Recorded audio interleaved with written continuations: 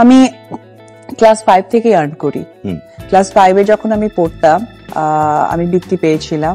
তো যেটা হয়েছিল, আমি মিডল ক্লাস ফ্যামিলির মেয়ে। তো আমি যেমন হয়েছিল যে আমি নাচ শিখেছি, আমি দুটো বাচ্চাকে নাচ শেখাতাম ওই সময়। হ্যাঁ, ওই বয়সে। এবং আমি যেটা করতাম, আমি আরো ছোট বাচ্চাদেরকে পড়াতাম, সরিয়ে সরিয়ে আমার কাছে পড়তে আসতো।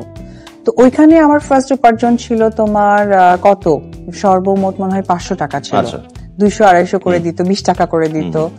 তো ওই টাকাটা আমি রেখে দিতাম, মাকে দিতাম। এটা যেটা মা ফিক্সড করেছিল, সেটা আমাকে বললো যে কারেন্টের বিলে দিত। কারণ কারেন্টের বিল আসতো তখন 150 টাকা, 200 টাকা, 250 টাকা এরকম করে আসতো। এটাতে মা এটাতে কারেন্টের বিলটা হয়ে যেত।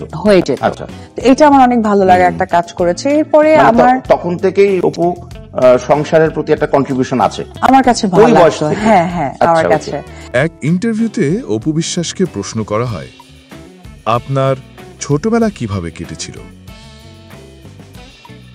তখন সে বলল, আমার ছোটবেলা খুব কষ্টে কেটেছিল, কেননা আমরা খুব সাধারণ করে জন্মগ্রহণ করেছিলাম।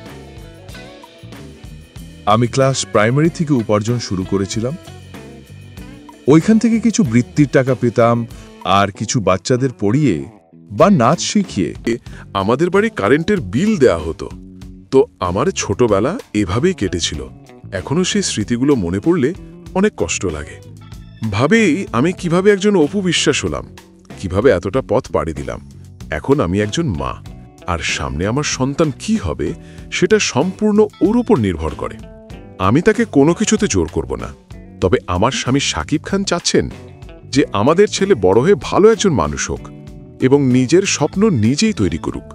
আর আমি চাই আমার সন্তান মাদ্রাসায় পড়ে প্রকৃত শিক্ষিত হোক, পড়ালেখা করে একজন আলেম হোক।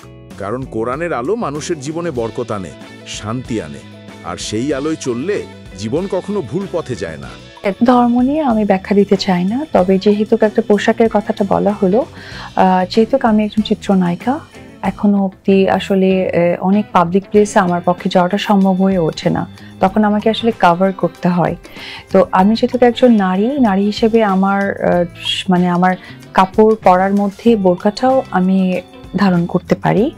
যেহেতু আমার অনেক সময় আমার সন্তানের জন্য অনেক কিছু কিনতে হয় নিজে হাতে, অনেক কিছু আমাকে একদম ফুললি পাবলিক প্লেসে গিয়েও আমাকে সেটাকে আনতে হয়, আর আমার নিজের প্রয়োজনেও অনেক কিছু আমাকে যেতে হয় লোকের মাঝে। সো এই জায়গা থেকে আসলে বোরকাটা সব থেকে ইম্পর্ট্যান্ট আমি মনে করি।